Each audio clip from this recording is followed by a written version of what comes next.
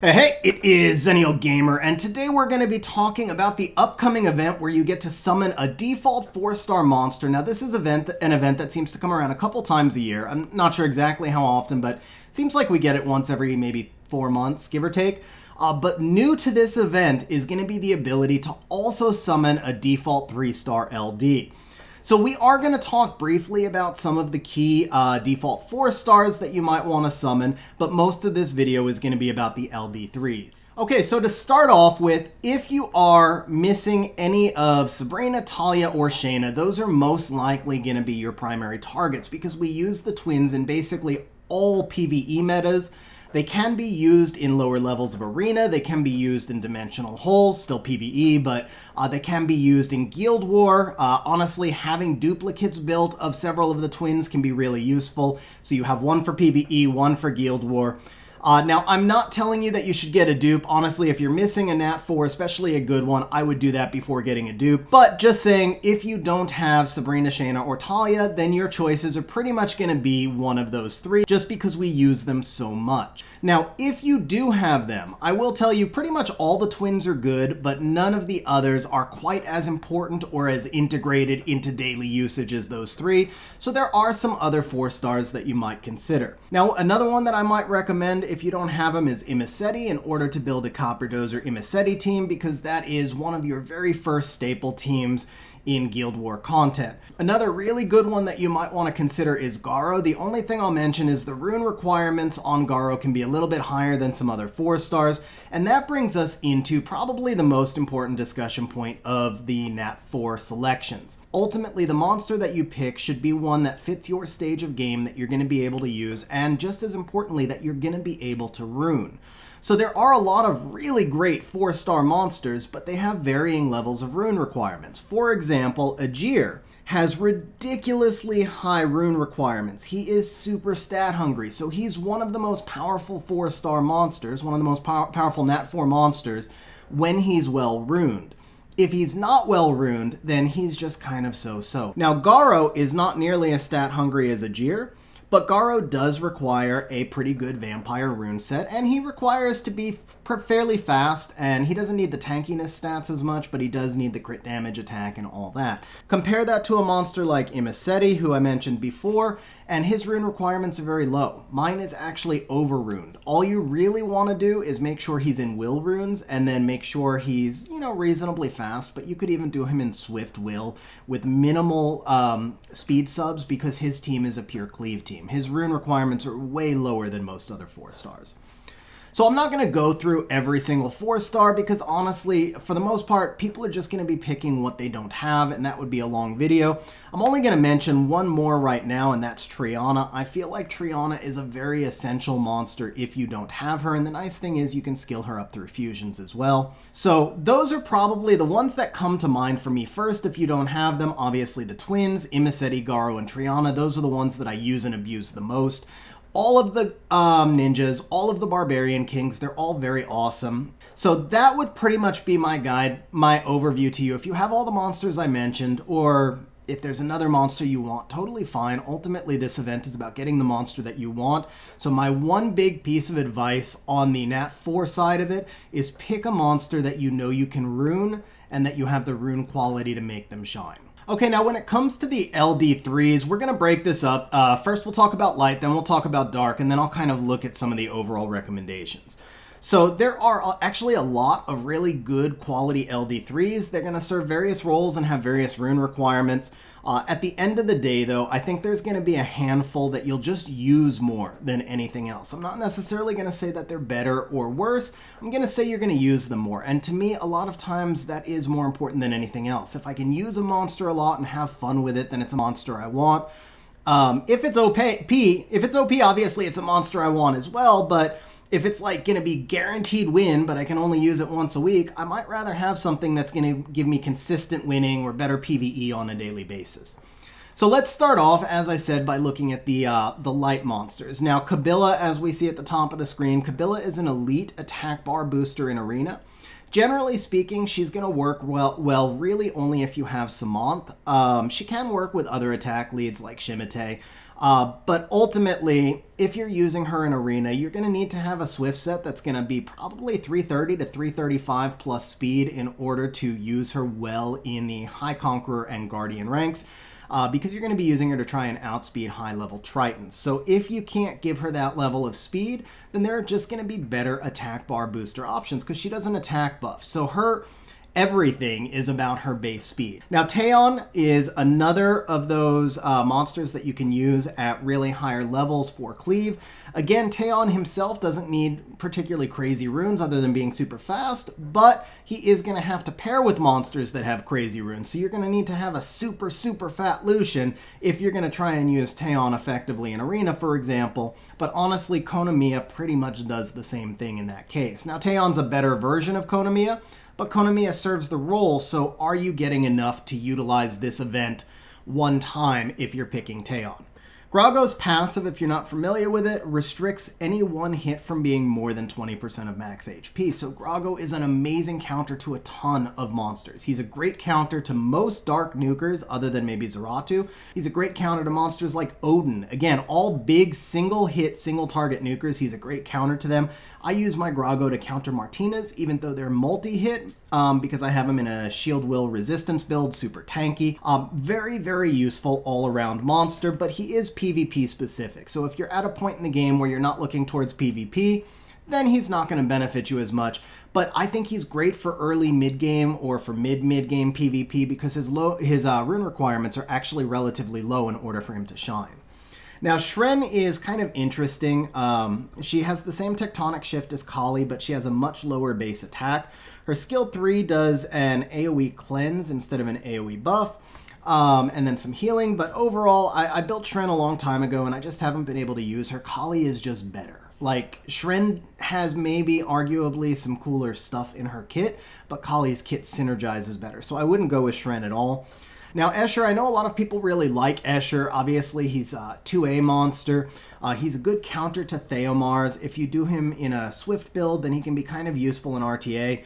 Best thing I can tell you is I've never really found Escher to be, like, amazing. He does some really, really cool stuff. I just feel like there's other monsters that do that stuff better. He tries to serve too many masters at once. Like, is he an attack bar booster? Is he a stripper? Is he a nuker? Is he going to kill Theomars? And you have to put him in different builds to take advantage of each of those things.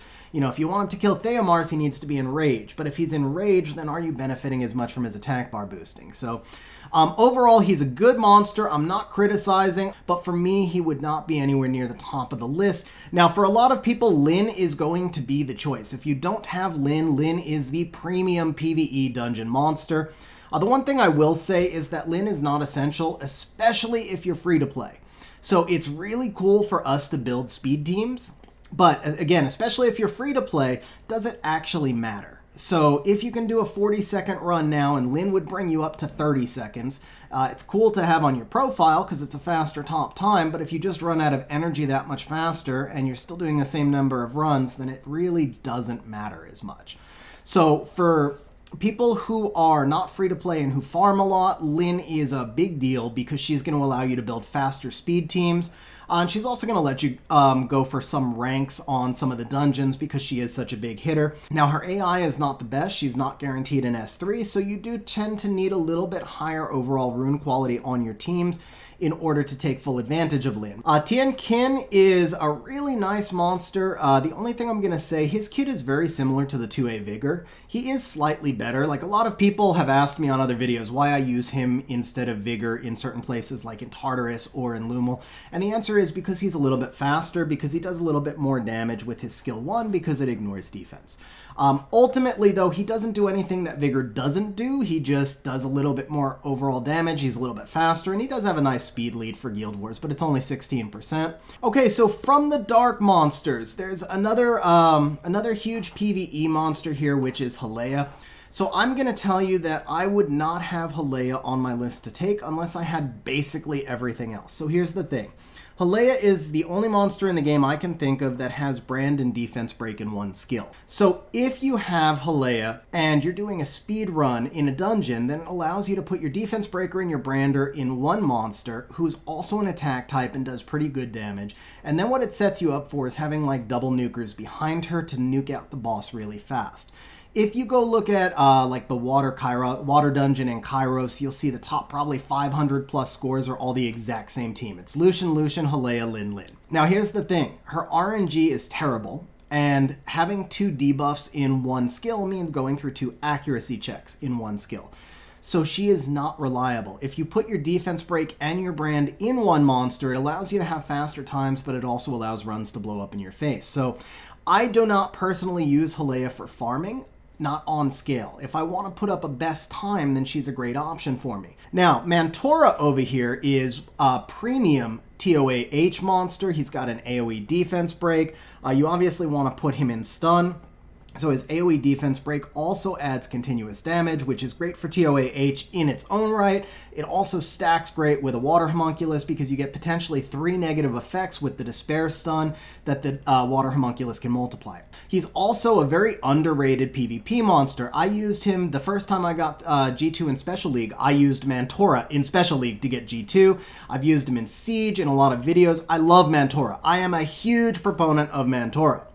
With that said, Anavel's got the same exact kit as Mantora, except she's better. So if you happen to have Anavel, she's going to outshine Mantora. Now, Mantora's kit is relatively unique, and other than Anavel, there's probably no other monster that does everything that he does.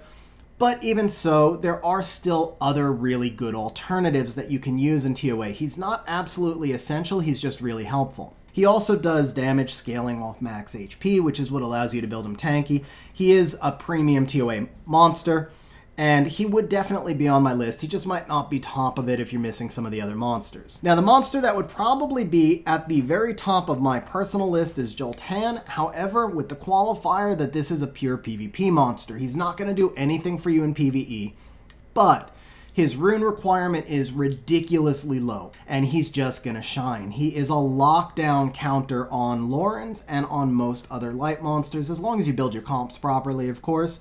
And he's a monster that I use probably 2 to 3 times every day. He gets used basically every Guild War, he gets used every Siege.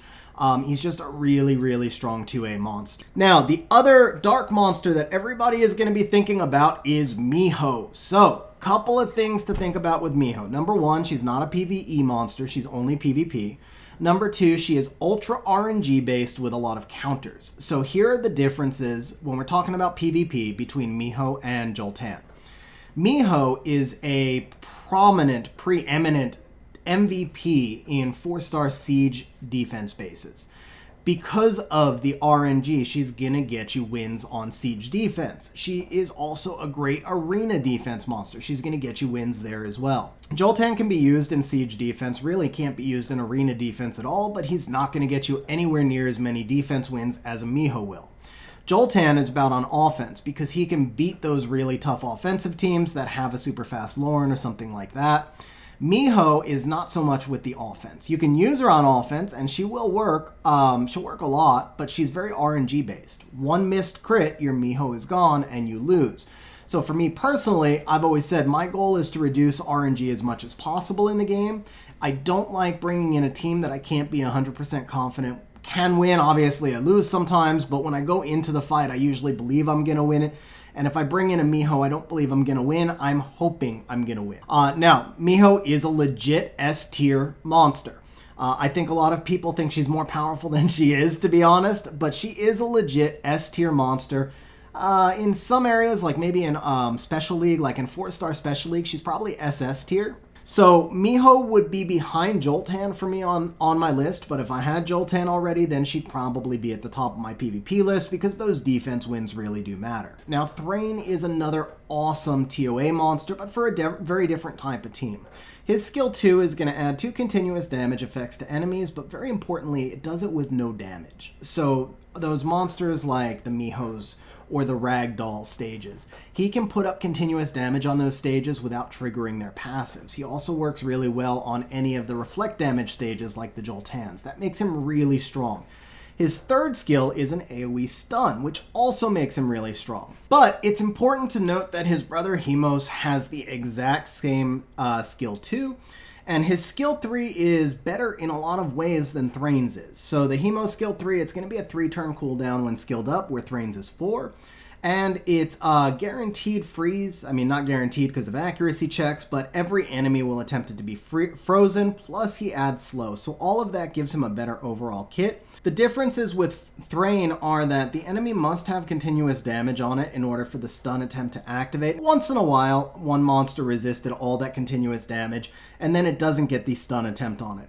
The bigger thing is it's a 1-turn slower cooldown, but it's a significantly higher multiplier. So if you were to build Thrain in an attack build and you were running him with, let's say, Mantora or something with defense break, then he's going to add a lot of damage to your overall team. However, since you're usually going to run him in a continuous damage team, most of those monsters are going to be built tankier in order to take a hit, and because his base stats are so low, you're going to be running him in a lot of HP and defense subs anyway, otherwise he just gets one-shot. Zinc has a really nice kit where he's got AoE block beneficial effects, he reduces attack power, he can break defense. Overall, he's a very, very nice 3-star monster, the Dark Living Armor. The Dark Harg is one that's actually kind of underrated. I mean, it doesn't fit super well into the meta, but it does do some really cool stuff with the speed buff. It's an AoE speed buff. You can use it in some PvP metas, but again, it's just not going to be anywhere near like the level of the other monsters. Hanra, the Dark Beast Hunter, Ace has actually run some videos on him recently with a really interesting team where he can pop off for like 50k damage, well, in crazy runes, but like 35-40k damage, ignore defense. You put him in invincibility, and the cooldown of his ignore defense skill doesn't reset, which makes him a really fun monster to play around with. Jamie, the Dark Bounty Hunter, he's very RNG based, but his skill 2 has a chance to just like go off on an arrow volley. And then I think there's one last monster I didn't talk about that a lot of people might be considering, which is Basalt. So Basalt is another TOA monster. So he's got an AoE heal, which is going to also do damage scaling to max HP. He's got an AoE attack power boost, which does damage scaling to defense, and then he's got a provoke.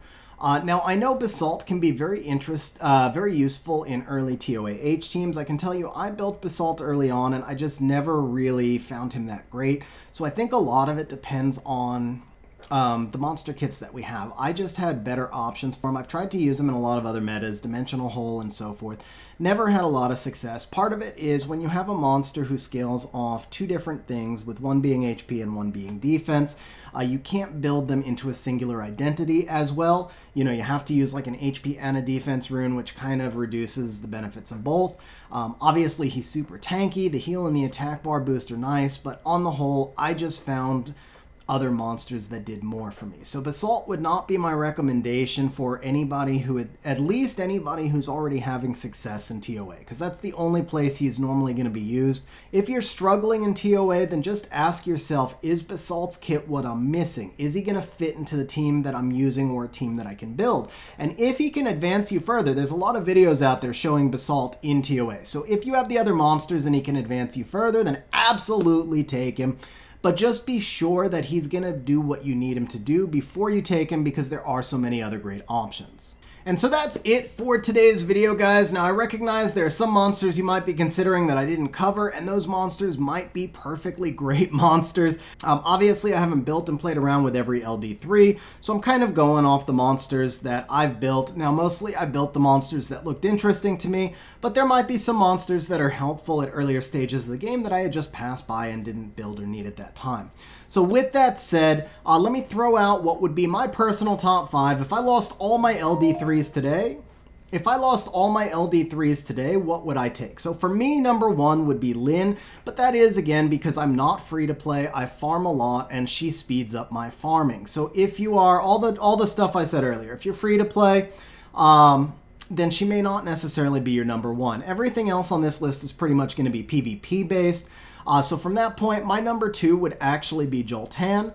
Now, number 3 for me would be Miho, but I'm going to say in a tie for me would be Grago. Grago and Miho, they're about equal for me. Miho does more stuff, and she's good in more places, but Grago is better in the places that he shines and lower rune requirement. My number 5 monster would be Mantora. Now, if you don't have Annabelle, who again has his same kit but more, then you could argue that Mantora would be a little bit higher, and it kind of comes down to your priorities. Now, I'm going to throw out a list of honorable mentions. If you have the top 5, I would consider any one of these monsters. They're all about equal to me. It's just kind of coming down to play style, what you need, what you want, and so forth. So Escher, and I'm listing these alphabetically, by the way, guys, because they're all equal to me. So Escher, Hanra, Halea, Jamie, Kabila, Kroa, who was the Dark Harg, Taeon, Dienkin, and Zinc are all monsters that I would consider. You'll notice Basalt's not on that list. As I said, I know there are people who love Basalt. If you take him, I'm certainly not going to think any less of you, you know. But for me, I just never really found him all that impressive. So that's it, guys. As always, hope you found this video helpful. Hope you found it entertaining, and we'll see you next time. Hey guys, if you're still with me to this point, then that means that you probably liked the video, found it entertaining, or even better, both. So please smash the like button, hit the subscribe button, and leave a comment down below, because those things help the channel grow, and more importantly, they show me that the video is useful, and that's the whole reason I do this in the first place.